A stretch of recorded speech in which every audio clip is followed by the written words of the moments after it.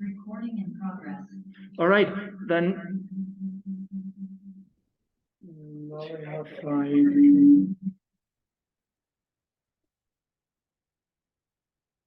anyone else? Anyone else with a computer?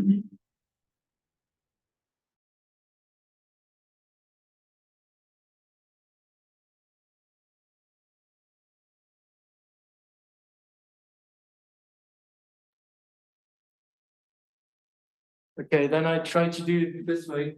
Can you hear me?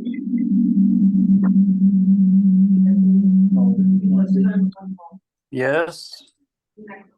You bring the computer there and you speak with this micro.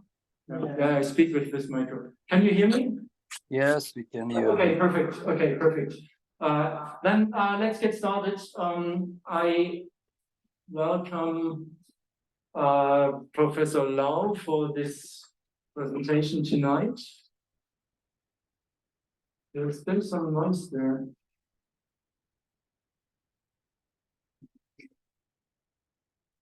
And welcome all of you online participating for tonight's GIP lecture. And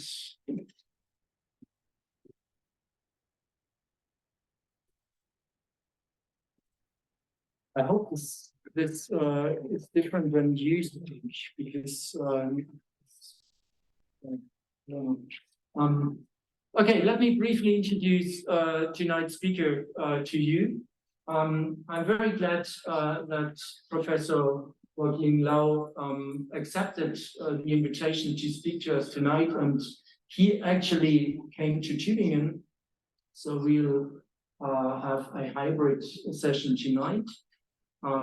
There's quite a few people here in the room following in person, and I'm happy you're there online participating as well.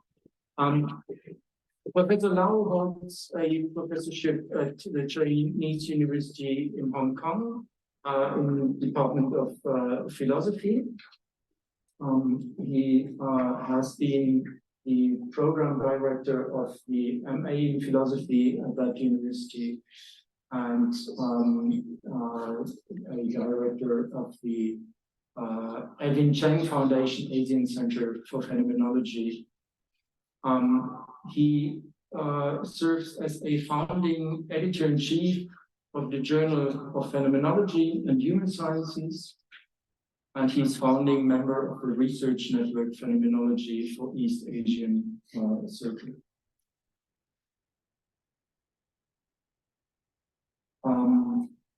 One of the editors-in-chief, he's also one of the editors-in-chief of the series new edition of Lau Wang's academic works, as well as the series of his new works, 3 volumes published already.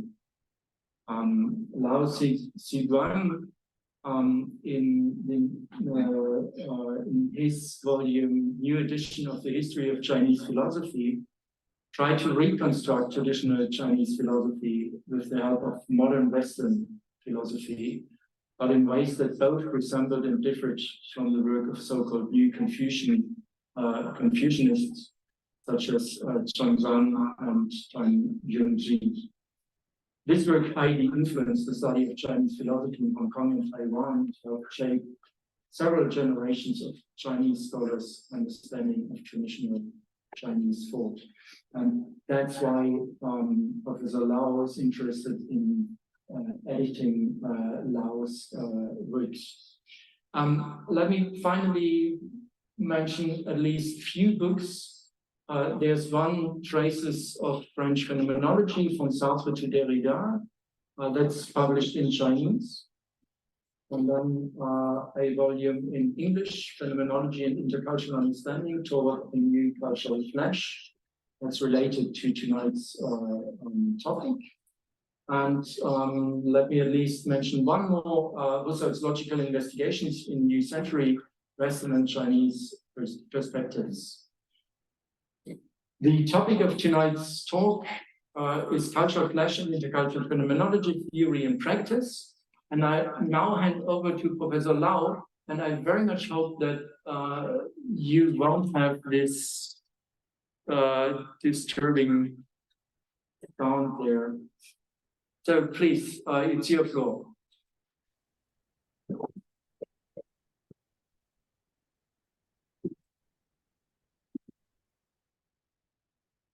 Okay, so now you.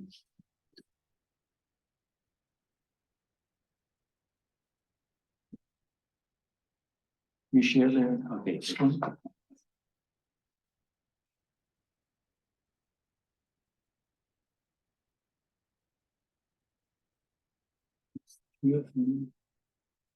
Which one?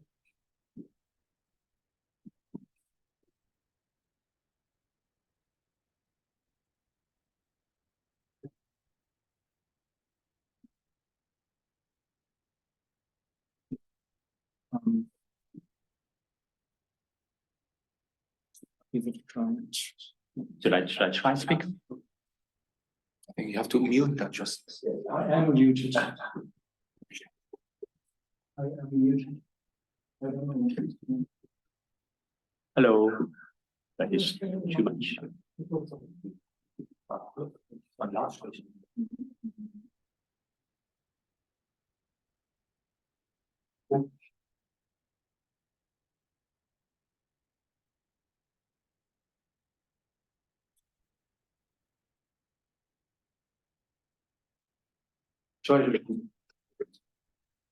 Hello, good evening, ladies and gentlemen. Would it be okay? It is audible? Yes. Okay. Thank you very much for coming to this talk.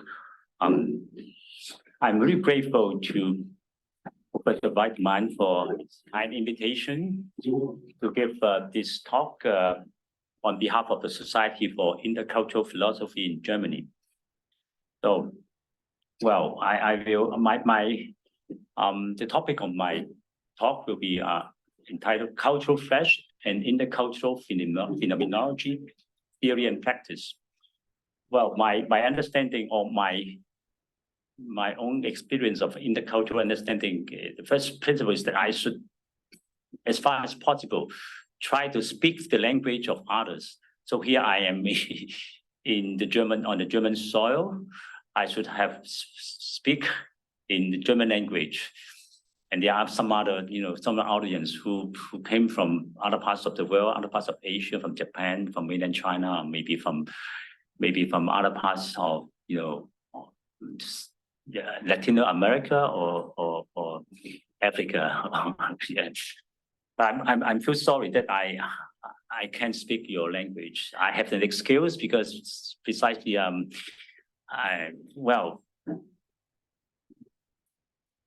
I've learned some foreign languages, and then the language now I'm going to present for me it's also a foreign language at the beginning. So I hope that if you help us to communicate with each other, because finally it's impossible to speak every language. But I will try to use as simple as possible the words of expression that I have. Maybe some of them I have proposed or invented by myself.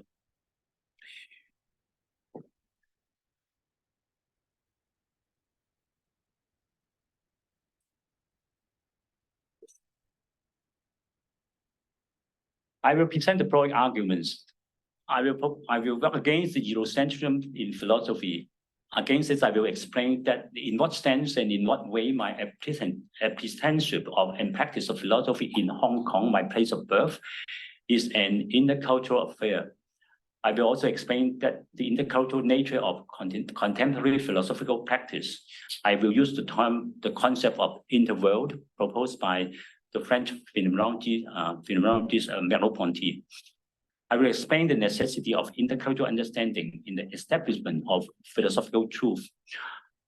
I will also explain the concepts of fresh, proposed by Merleau-Ponty, and then cultural fresh, a concept that I have proposed on the basis of Merleau-Ponty's concepts of fresh, as the ontological basis of the interworld and intercultural understanding. And then at the last section, I will give a summary of my 20 years of practice in intercultural philosophy from the phenomenological approach.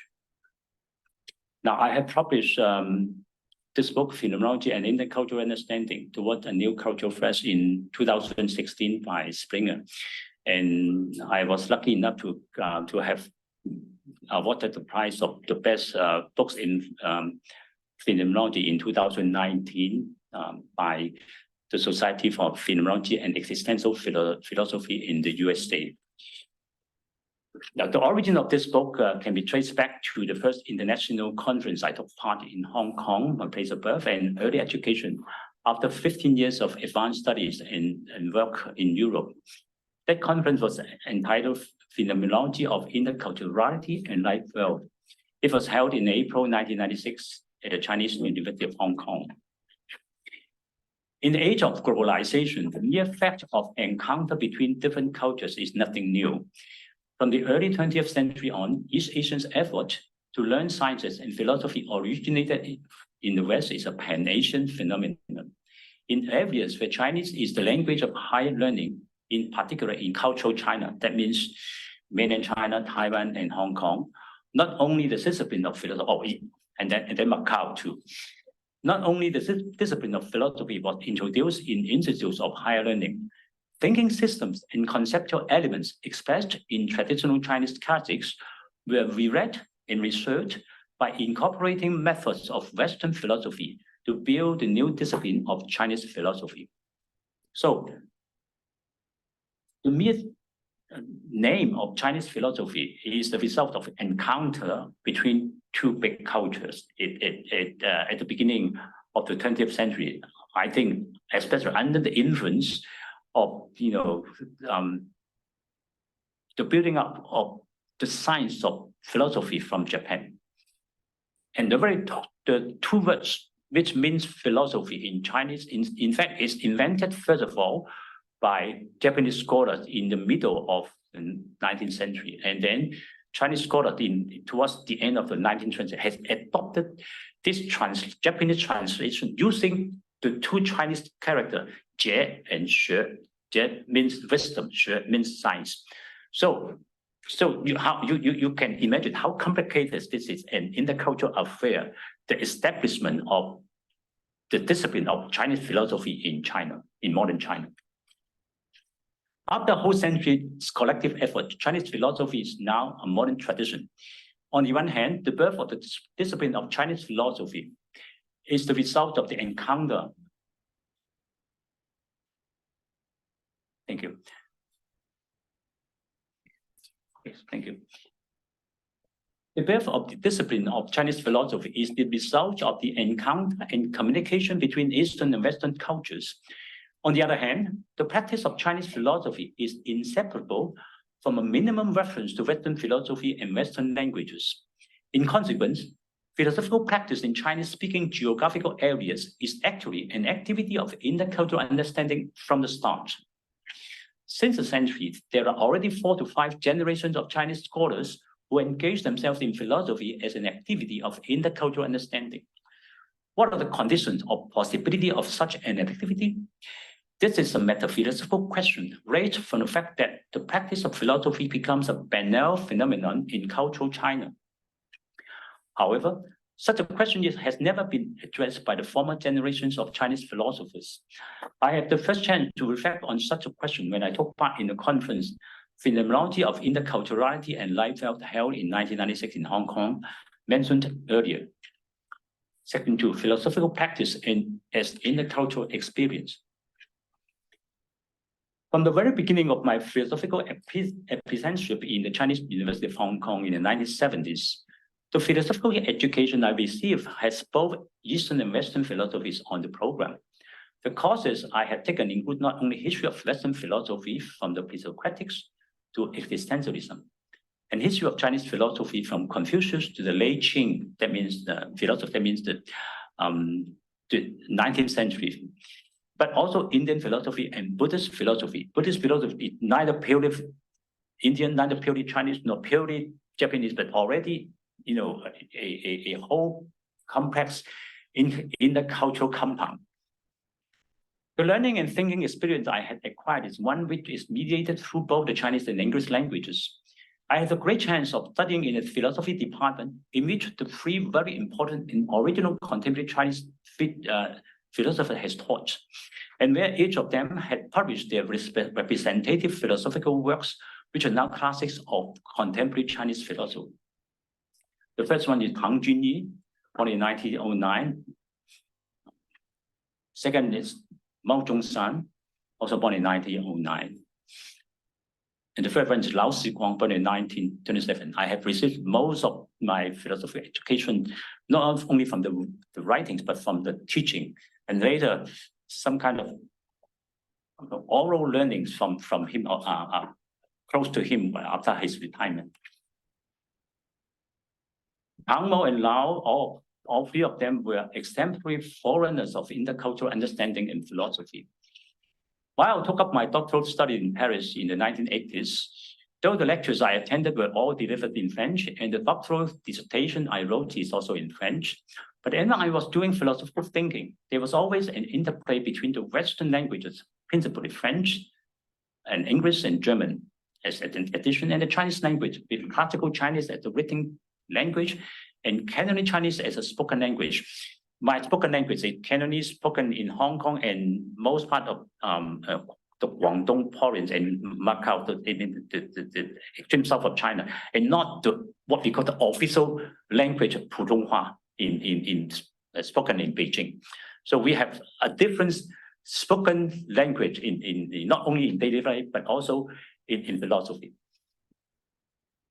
While I was pursuing vigorous philosophical conceptual analysis, I always navigate between the several European languages I have access to and the Chinese language. To me, philosophical learning is an intercultural and thinking experience because it is an activity of intercultural understanding.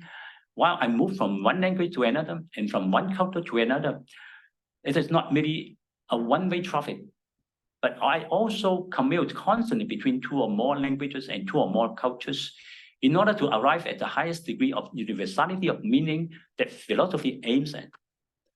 This activity of understanding requires a constant effort of translation of philosophical concept and expression from one language to another in order to capture the meaning with sufficient philosophical height and philosophical depth. Of course, there exists all sorts of difference between different languages and cultures. However, we must recognize that the core elements of philosophical concepts and theories possess a high degree of universality.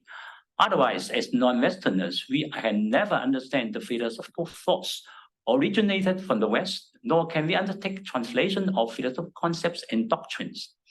Since the century, Chinese scholars undertake incessantly translation of traditional and contemporary Western philosophical classics into Chinese language.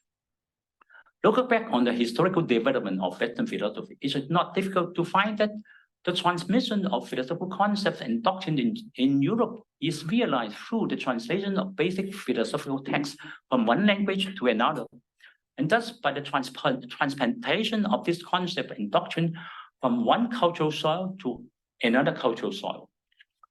First written in classical Greek, Western philosophical classics were translated into Latin in the Roman period, then translated from Latin into the Arabic or Persian languages in the Middle Ages, and then translated back from the Arabic language to Latin during the Renaissance, and then translated into modern European languages such as Italian, English, French, and German, etc., from the dawn of the modern times. If one denies that there is a certain universality in linguistic meaning, if she does not accept that there is a core of universal meaning in philosophical concepts and doctrines, then she is simply denying that philosophy is possible. If she also denies the fact that the whole tradition of Western philosophy is a cross-cultural tradition, which is multilingual and has gone through constant changes and mutation. That is, if he denies a priori this possibility, then he or she is denying the possibility of philosophy as such.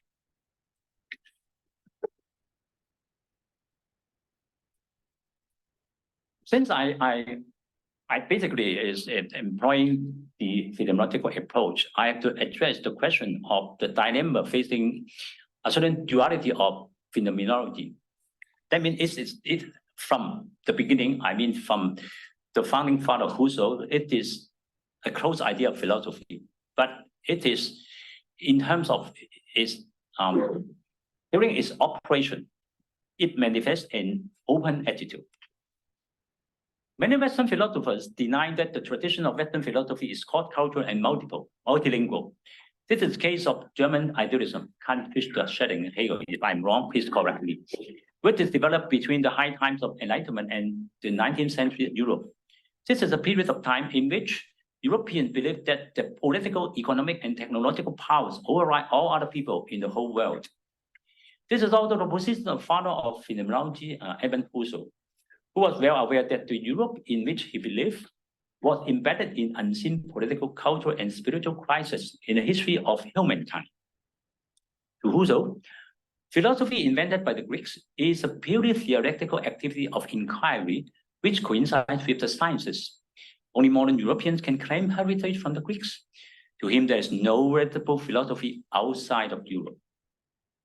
As father of phenomenology, Husserl starts from a very narrow idea of philosophy. Philosophy is pure theoretical inquiry and makes a determining judgment in a top-down manner. All other ways are excluded from being genuine philosophy. The narrowness of Husserl's idea of philosophy is in sharp contrast to the open attitude shown in his concrete phenomenological researches. In the 1996 conference on Phenomenology of Interculturality and Lifestyle, I have presented a paper which begins by a critical analysis of Husserl's Eurocentric idea of philosophy. It has generated an animated debate among the many European and North American participants. Some tried to defend Husserl against my diagnosis of his Eurocentrism. Some others agree that Husserl's phenomenology is Eurocentric.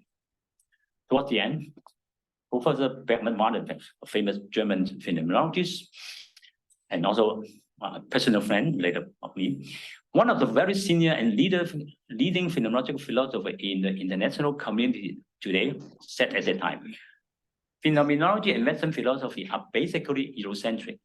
Now, Chinese police, it's your turn to tell us what is Chinese philosophy. How can she contribute to establish a truly universal philosophy? These words of Professor Wallenfels amount to giving a task to the Chinese scholars present. That is, we have to show to the West and to the whole world the universal significance of Chinese philosophy. These words remain in my mind forever and become one of the constant motivating forces behind my pursuit for intercultural understanding and philosophy. If Husserl's idea of philosophy is Eurocentric in its operation, what phenomenology shows is an open attitude. Phenomenology's maxim, especially given by Husserl, is Julian Sackenself, to go back to the things themselves. It advocates a cautious attitude of abstaining from judgment before examining the things or the issues in question.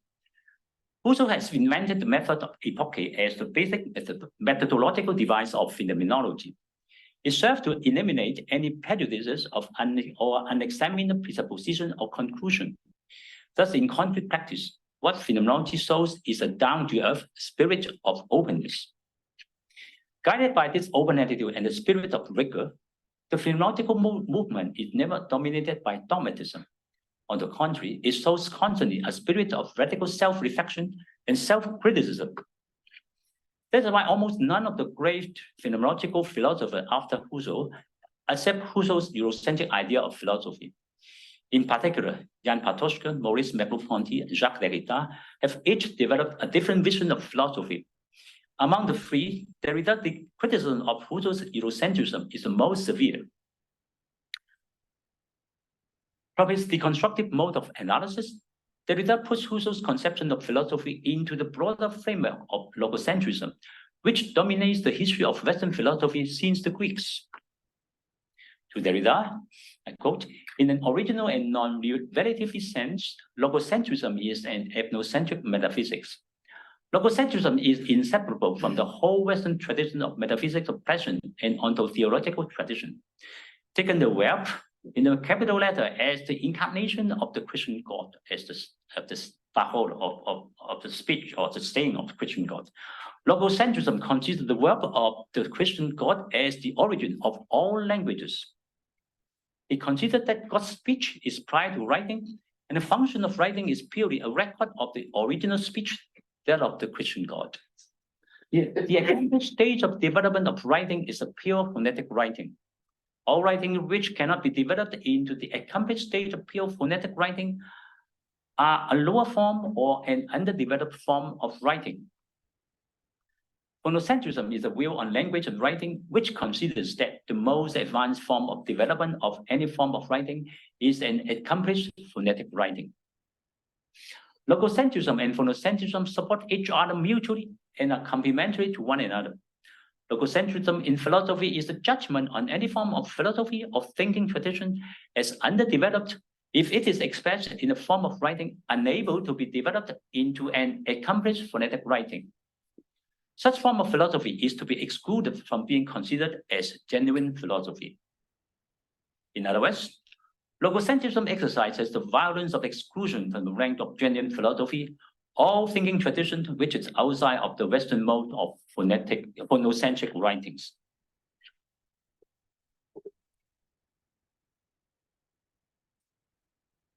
Section 4, from deconstruction to construction. The general impression on deconstruction is it's purely destructive, but I don't think so. Based on research work of some important French sinologists, Derrida points out in the Grammatology, the Chinese writing and Japanese writing are eminent examples of non-phonetic writing which can develop a strong and rich movement of civilization. On the basis of the capacity of Chinese and Japanese writings as non-phonetic writing to develop a powerful civilization, Derrida argues that we can exist from the logocentric will of civilization. Also referring to Leipzig, Derrida also points out that Chinese writing as the non-historical writing is close to fulfilling the requirement of universality of the universal language in the conception of Leibniz. That the Chinese writing can be an intellectual and philosophical language. Through the discussion of the conditions of satisfaction of the requirement of a philosophical language by Leibniz, Derrida suggests that Chinese language and Chinese writing can satisfy such conditions. Thus, by recognizing that Chinese language and writing can be a philosophical language, Derrida recognizes Chinese philosophy is possible. However, to recognize that philosophy can be generated by Chinese language does not infer necessarily that it can shake the self-confidence of defenders of Eurocentrism in philosophy. They can still judge, like Hegel 2 centuries ago, that Chinese philosophy and all other forms of philosophy are simply low or elementary level of philosophy. At the same time, to recognize that there exist some forms of philosophy outside of the West does not imply that philosophy within and without the West can communicate with each other and understand each other, nor that they need to communicate with each other and understand each other. In other words, it is not enough to argue for the possibility and the necessity of intercultural understanding in philosophy by accepting that it is possible to have other forms of philosophy outside the West, merely from the perspective of cultural plurality.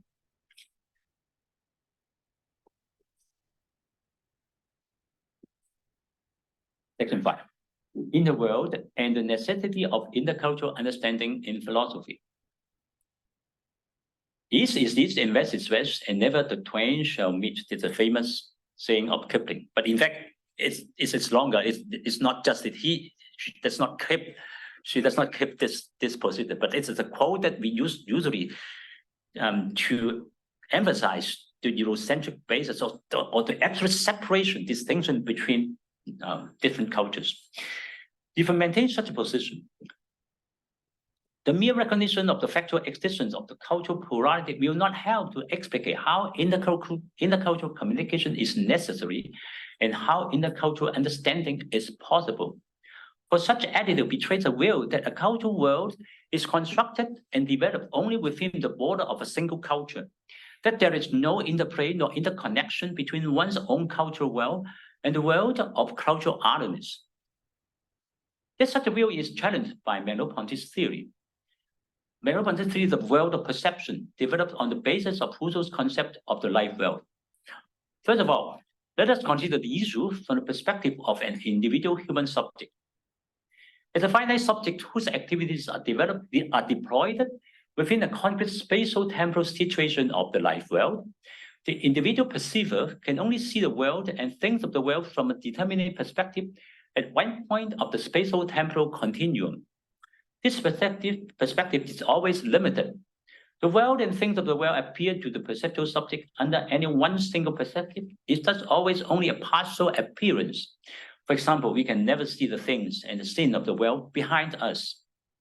In order to let the world and things of the world appear to her under another perspective, the perceptual subject can for sure achieve this by moving her body, but she has to give up the former perspective. Thus, no single perspective is a total perspective.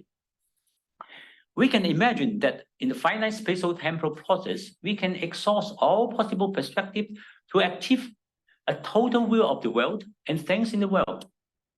At the end of this infinite process, an ultimate and complete synthesis of perspectives is possible. But in reality, this last and ultimate moment of final synthesis never arrives to a finite perceptual subject. Thus, in reality, in any single moment, our comprehensive view of the world and things of the world relies on the information provided by the perspective of other perceptual subjects who are situated differently in the world.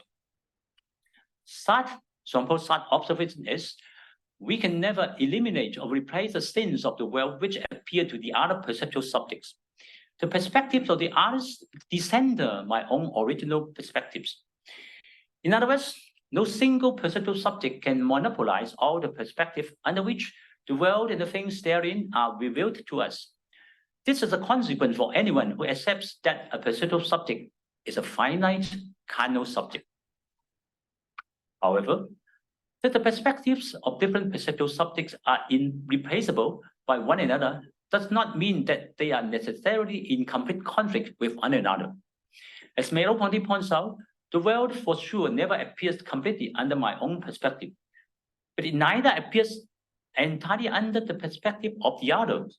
Rather, the world appears at the intersection of my perspective and the perspectives of the others. To Merleau-Ponty, the world appears under a system of perspectives.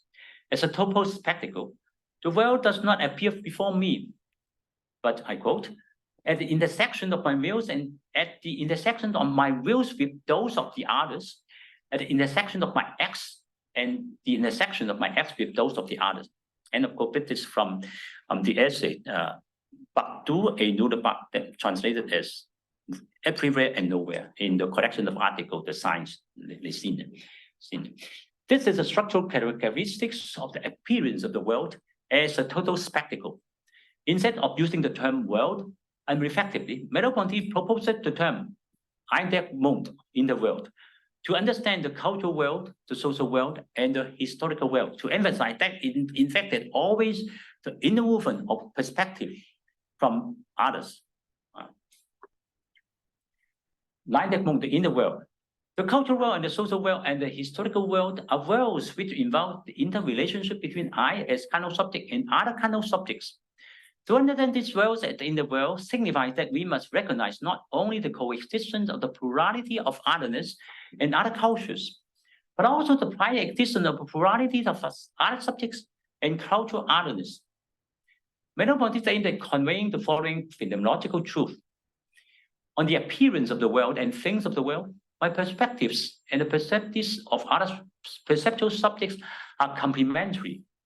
Though I may be the first one to have perceived certain spectacle of the world and things in the world is never discovered by me alone. This is because the world never appears to me alone. The world always appears already to a plurality of otherness. The intertwinement of my perspective on the world with the perspectives of the plurality of others constitute the system of perspective of the world. To speak in the language of Hegel, if we want to elevate the perspectives on the world and those on the things of the world perceived by me from the stage of subjective certainty to the stage of objective truth, we need help from the perspective of other perceptual subjects to accomplish such a task. The perspective of the others are thus the structurally necessary condition of possibility of the becoming truth of my own perspectives. Even in daily life, without the help of the perspective of other persons, of other things, such as the mirror, our self-observation or self-image will never be complete. For cultural perception, the situation will be similar. Any perspective generated in a particular culture must entail a certain unilaterality specific to it. This is its privilege, but also its weakness. For the other cultures, this particular perspective may represent a certain imperceptions. This is a term proposed by Merleau-Ponty. Imperception. This is a lack or an absence of perception in other cultures. Thus, every culture has its own cultural blind spots. It needs the perspectives of other cultures to supplement its own cultural imperceptions in order to construct a global world image or world picture. As a perspective generated in any single culture is unilateral, its validity needs to be shown in other cultures in order to justify their universality.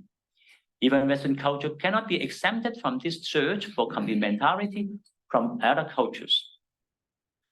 Thus, Merleau-Ponty points out, I quote again from the article, Bak Du and Nudebak. The West has invented an idea of truth which requires and authorizes it to understand other cultures, and thus to recover them as aspects of a total truth. There has been this miraculous turning back upon itself of an historical formation, through which Western thought has emerged from its particularity and locality, a presumption and an intention still awaiting their fulfillment.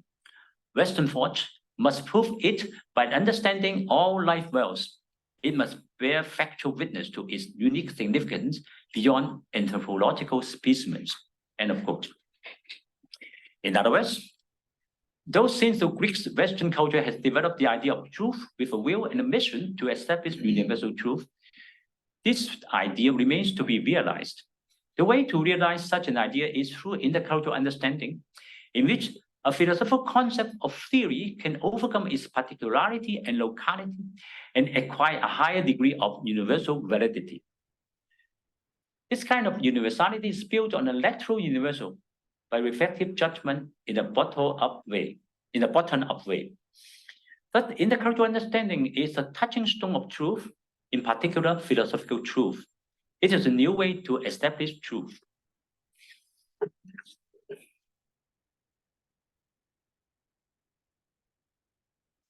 Section 6, the flesh. The ontological concept that in the world and in the cultural world need. If our analysis above are valid, the soil upon which philosophical knowledge and philosophical truth of genuine universal validity are generated, it is not the pure thinking world of a solipsistic subject, but an inner world in particular and in the cultural world. How is such a world, an intercultural world, constituted? What is its ontological foundation? It is not a world of dogmatic metaphysical dualism, but a world which accepts cultural plurality. A worldview which accepts and can provide explication of cultural plurality should be a disenchanted worldview. But a disenchanted worldview is not necessarily anti-religious. Kant, as the most prominent Enlightenment philosopher and pioneer of a disenchanted worldview, advocates religion within the mere boundary of reason. What Kant criticizes is not religion in itself, but religious fanaticism. The extremist thoughts and deeds of religious fanatics are often the most serious obstruction to intercultural communication. The ontological foundation of the world and an intercultural world is neither a world projected from the above by some sort of pure ideas, nor a world of pure material nature. What this ontological foundation needs to explicate is precisely how the cultural world, a world of ideas, can be born on the soil of mere material nature. To fill such a requirement, traditional substantialist metaphysics is of no help. For this is a mode of thinking which understands itself always within the framework of binary opposition inherent in all forms of traditional metaphysics, namely the opposition between mind and matter, subject and object, the intellectible and the sensible, between nature and culture. But this binary oppositional mode of thinking is a mode dominated by the intellectualist mode of metaphysical thought. It always considers matter, object, the sensible, and nature as either inferior or derivative from the mind, the subject, the intelligible, and the spiritual. Thus, its mode of thinking is unable to provide an explication of how ideas are generated from the sensible primordial nature and have found their way into culture. How are ideas born? On this question, the late Merleau-Ponty proposes the concept of fresh chair, through which our probing gaze is brought back to the ontological basis of the world in view of understanding the order of primordial beings. That is, this is the order of being in general, or the sensible by excellence. It is only on the basis of fresh as a primordial order of being that there is the distinction between mind and matter, subject and object, the intelligible and the sensible, as well as between culture and nature. In other words, the fresh comprises in itself the moments of the materiality which contain the potentiality of development into spiritual being. But in this way, the fresh should not be understood as materiality as such traditional metaphysics, nor as do the modern natural sciences, especially mechanical science of nature derived from Galileo or Newton. The flesh should be understood as the sensible in general.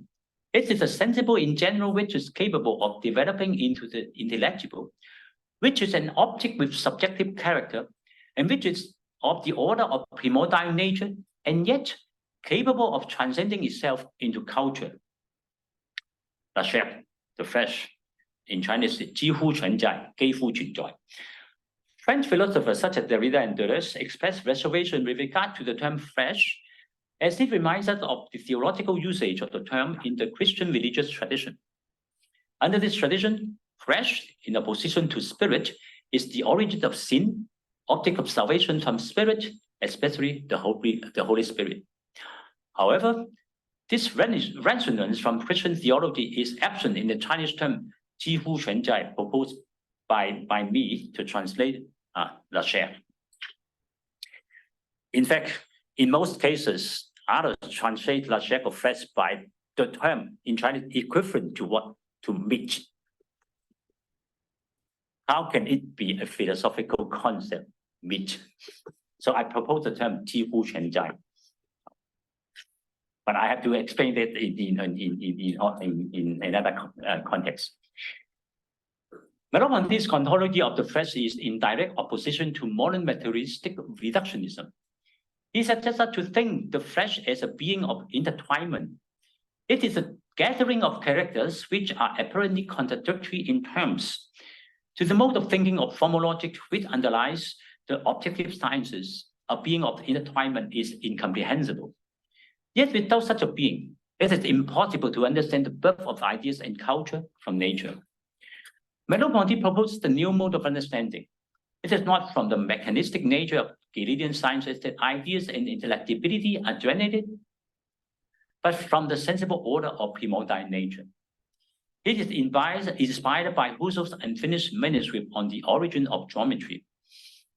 In Husserl's Origin of Geometry, the status of ideality of geometric propositions and the meaning is grounded upon writing, which is neither a purely material being or a purely spiritual being, but a sensible being of intertwinement.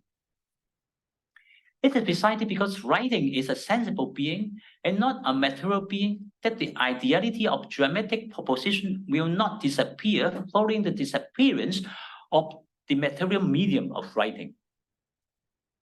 That is why we should not understand the sensible as derivative from the material and reduce the sensible to the material.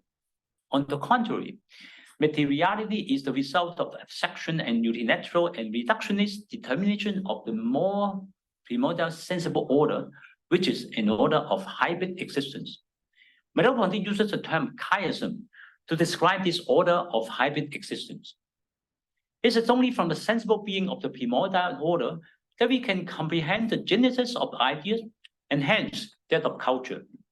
In view of its sensible ideas, culture is never completely separated from the primordial nature, and culture is also irreducible to a mechanistic conception of nature. The theoretical function of the concept of flesh as being of chiasm is to understand the ontological duality of the order of primordial nature. Thus, the concept of flesh is as chiasmic extension is the ontological concept the interworld and the intercultural world need. Only such a concept can provide explication of cultural plurality and the possibility of intercultural understanding. Merleau-Ponty points out that reversibility is the other ontological character of the flesh. In the tradition of Western metaphysics, passivity is preceded by activities, the object preceded by the subject, and the natura naturata preceded by the natura naturans.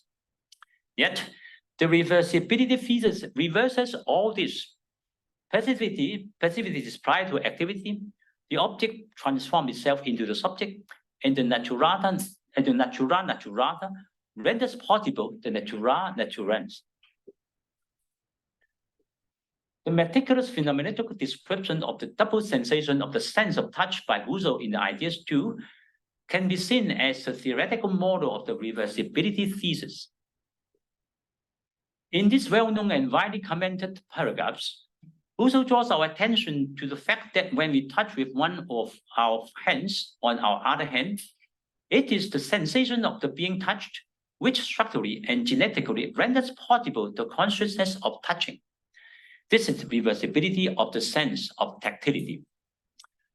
The reversibility of the sense of vision can be seen in Sartre's description of the feeling of shame and being in nothingness. We feel shame when our act of peeping is surprised by the awareness of some other person who is looking at us at our back.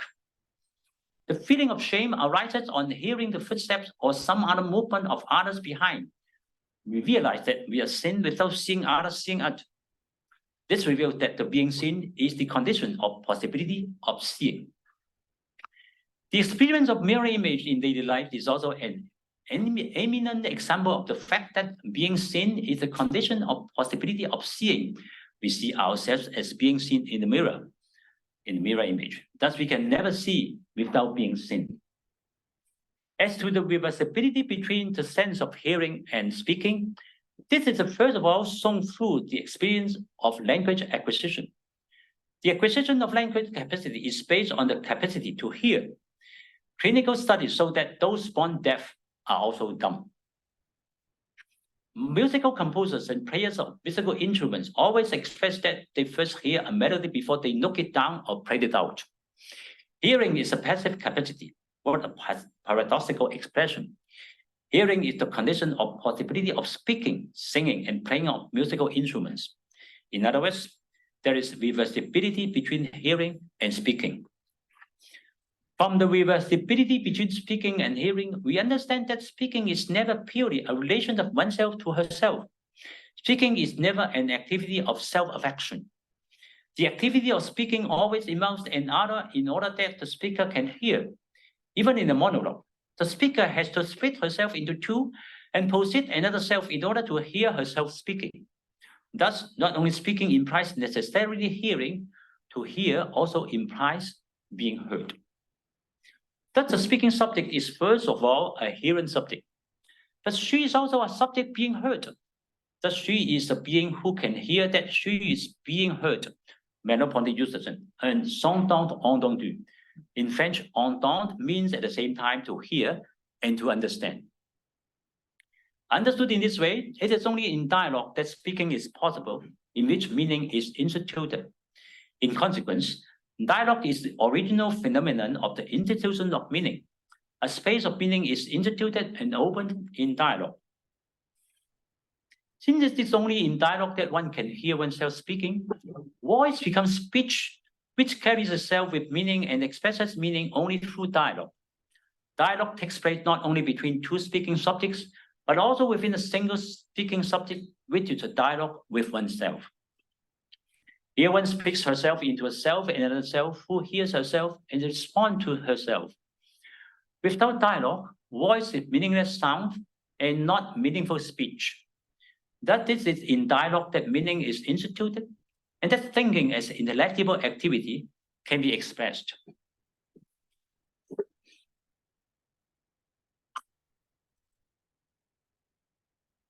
Section 7. From reversibility to cultural fresh and intercultural understanding. Reversibility as the ontological character of fresh and its phenomenological manifestation have immense implications for the philosophical investigation into the conditions of possibility of intercultural understanding. If speech in the true sense of the term, which involves the institution of meaning, must be realized in the dialogue with the other, thoughts in the sense of theories of doctrines are realized under similar conditions. If the speech and thoughts of an individual has to be heard by another in a dialogue with others, the thoughts or doctrine born in a culture also have to be heard and understood by another culture in order to be established. In other words, the objectivity, validity, and truthfulness of thoughts and doctrines of a certain culture can be established only when they are heard, discussed, criticized, and received, in short, understood by other cultures. How can thoughts and doctrines of my culture of origin be heard and understood by other cultures? We should first of all hear the voice of another culture and undertake intercultural communication. But how to proceed intercultural communication? How to promote understanding among different cultures? How to hear voices from cultural alterity? In my book, Phenomenology and Intercultural Understanding Toward a New Cultural Fresh, I propose the concept cultural fresh as a conceptual tool to understand the conditions of possibility of intercultural understanding. What is cultural fresh? It is a concept inspired by the Merleau-Pontian concept of fresh. If my perception is not operated by a pure mind, but with the complexity of my carnal existence, that is my fresh, cultural perception of other cultures is likewise not accomplished by a pure intellectual thinker without the participation of the incarnate subject. Cultural perception on other cultures needs the participation of the whole cultural fresh, and not a pure intellectualist culture and consciousness cut off from its carnal existence. Why intercultural understanding in philosophy is so difficult? Philosophical thinking understood from the perspective of idealism, intellectualism, or transcendentalism is activity of pure intellectual nature. It neglects the reversibility between hearing and speaking, which is essential to the activities of meaning institution presupposed by philosophical thinking. The movement of reversibility between hearing and speaking is carried out between two or more carnal subjects and not by these incarnated and purely intellectual minds. Since philosophical thinking presupposes linguistic activity, while linguistic activity presupposes in turn hearing and speaking, these in turn are based on my carnal existing as fresh. In consequence, philosophical thinking and philosophical dialogue presuppose my fresh. Fresh is the ontological basis of philosophical reflection and dialogue. Thus, in order to undertake intercultural philosophical dialogue and to promote intercultural understanding in philosophy, we must strengthen our cultural perception with regard to cultural otherness. The secret lies in strengthening our cultural fresh in view of strengthening our cultural sensitivity and cultural sensibility toward other cultures. To achieve this, we must not approach the issue from the merely pure intellectual aspect. On the contrary, we must also approach the problem from the sensible aspects, such as learning the language of other cultures, knowing the story and history of cultural alterity, undertaking activity of appreciation of the artworks, literature, poetry, music, and paintings of other cultures, in order to enhance our cultural sensitivity and sensibility toward cultural otherness. In order to strengthen our cultural sensitivity and cultural sensibility toward other cultures, we can think of undergoing a surgical operation of replacing our original cultural body by a new cultural body. To change the entire cultural body of our own and replace it by an entirely new one is very difficult, even impossible, but also unrecommendable. Because in so doing, we draw ourselves further away from the task of intercultural understanding. To strengthen our sensitivity and sensibility toward cultural alterity, we must cultivate a new cultural fresh on the basis of our cultural fresh of origin. The key to intercultural understanding is, on the basis of one's own culture, open ourselves to the activity of cultural otherness, learn to feel and experience what other cultures is specific in order to understand cultural otherness. All this is possible on the basis of a new cultural flesh. If we follow Merleau-Ponty's line of thought, then my flesh is first of all a subject of expression. The concept of cultural flesh has another significance for intercultural understanding. Cultural flesh is, on the one hand, the power of affectivity with regard to activities and forms of cultural manifestation of cultural otherness. On the other hand, cultural flesh is the expressive power inseparable from its being affectiveness. Activity of expression is not limited to that of intellectual ideas of philosophy, but includes also expressive activities shown through the various aspects of the flesh. The late Merleau-Ponty has proposed the notion of sensible ideas. Examples of sensible ideas can be found in the kind of existence which is midway between a pure image and a pure idea, such as image ideas in literary work and poetry, and in particular, in the form of musical melody. These are existence inaccessible by the pure thinking mind, but by the cultural flesh.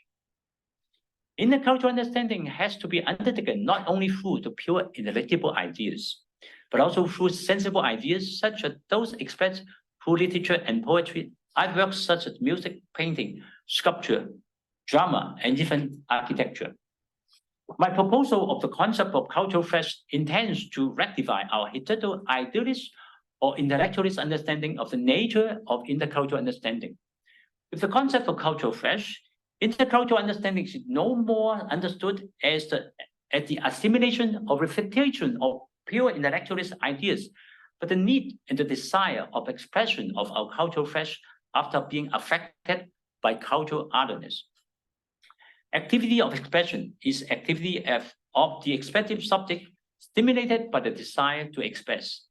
Intercultural understanding is the expression of the desire of other cultures or cultural otherness.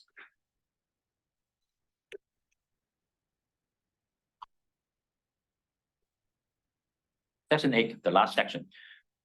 My practice of intercultural understanding. Other than laying out theoretical reflection on the conditions of possibility of intercultural understanding, my book, Phenomenology and Intercultural Understanding, comprises also practical parts. It includes basically concrete exercise of intercultural understanding in philosophy. Below is the summary of some basic results of such exercises. First, with reference to Merleau-Ponty's phenomenology, in particular to his concept of primordial nature, I have suggested to give a new understanding of the notion of Tao in Lao Tzu's Tao Te Ching, the oldest Chinese philosophical work, as I interpret Tao as inchoative nature. The advantage of such a new comprehension is that the Tao is no more understood as by some popular interpretation as nature in the pure materialistic sense of the term. This sense of nature is in opposition to spirit and culture, is thus in no way able to understand the birth of culture. To understand Tao as inchoative nature can render comprehensible the pregnancy of meaning and the birth of culture from nature. Such an understanding will also not present nature as substance in the sense of dogmatic metaphysics, for example, as some sort of noumenon of metaphysics of the heavenly Tao, Ten Tao, and in particular not as moral noumenon as in the interpretation of some contemporary Confucianist. For the interpretation of the Tao as noumenon or substance of the heavenly Tao confers to it a constancy of a priori status. But such a concept of Tao renders it unable to understand precisely the genesis and evolution of culture, the phenomenon of cultural plurality, nor historical contingency. It can neither account for the prevalence of all kinds of evil, moral and non-moral, in natural phenomena as well in human civilization.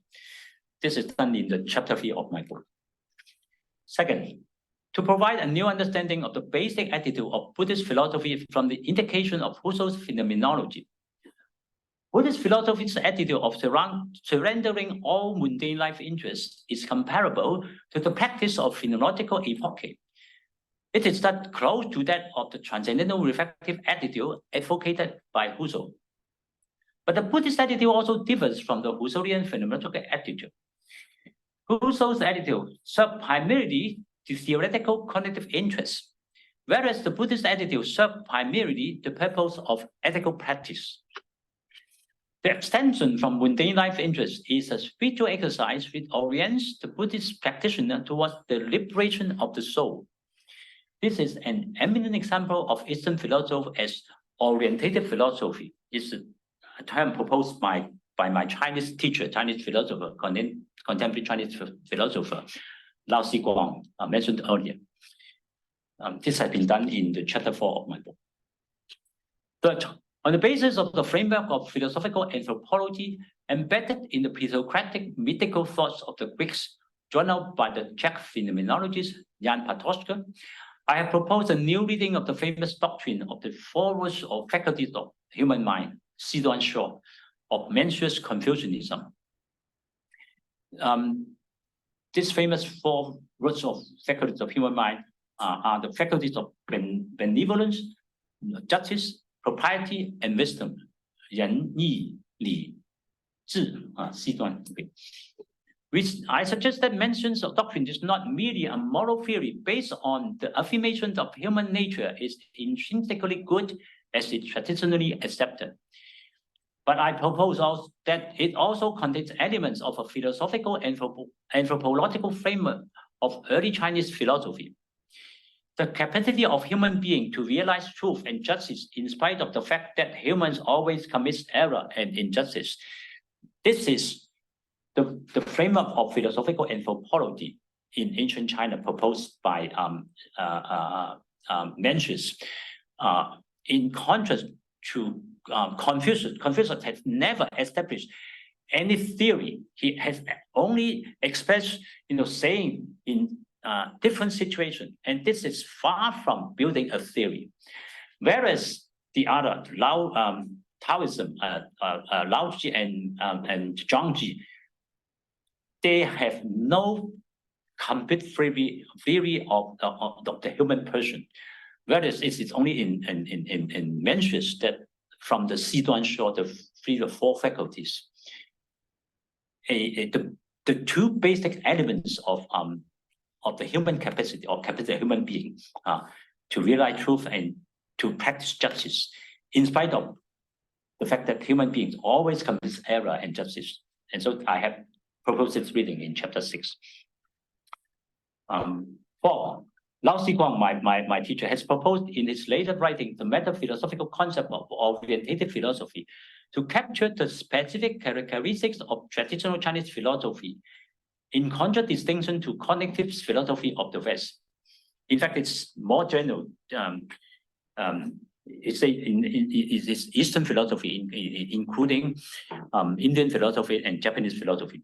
The purpose of orientative philosophy is self-transformation and transformation of the world instead of just cognitive philosophy. It has a surprising renaissance with the late Foucault's thematization of the self-transformation of the ethical subject, the purpose of spiritual exercise in the Greek Roman philosopher. This is done in chapter 8 of my book. The above are case studies as examples of natural universals. That means universals generated from different cultural soil. But this is not imposed from the above in the way of the 12 Kantian categories, logical categories from the above, from the transcendental level. But this is from the bottom up. The fifth point. Revisiting the Chinese chronology dispute and Chinese rights dispute within the European Catholic Church and the wider intelligentsia in the 17th and 18th century Europe, provoked by the discovery of various aspects of Chinese culture by the Jesuit missionaries. These Jesuit missionaries traveled to China. Some eventually died there after decades of missionary work. They sent back to Europe, writing which record and report the observations and understanding of the historical origin, customs, and ways of life and thoughts of Chinese people of the time. This intellectual dispute resulted in the challenge of the total authoritative account of the birth of humankind given by the book of Genesis of the Holy Bible as the genuine documentary record of human history. And on the other hand, it challenges the acceptance by the most open-minded European. Oh, sorry. It proposed. In fact, it has generated the acceptance of the most open-minded European intellectuals of the time that Chinese culture as a non-Christian culture or even an atheist culture can develop and advance human civilization. This is an eminent example of intercultural understanding initiated by Europeans in the history of modern West. In fact, Leibniz is one of the foreigners of those who, after reading the correspondence by these Jesuits in China, and who gave a very positive appraisal of traditional Chinese culture, even though he believed that Chinese religion is just a naturalistic religion and far away from Christian religion. So to come to my conclusion.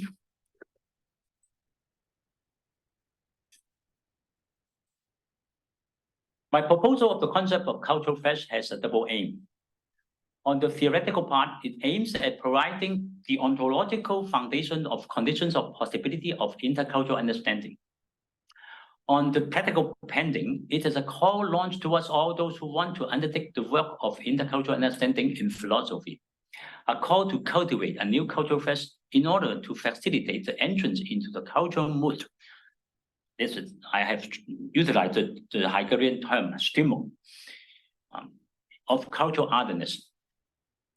The practice of philosophy can be proceeded by guiding the readers into the sensible situation or the cultural atmosphere in which philosophical question is embedded prior to the deployment of argumentation or theoretical discourse.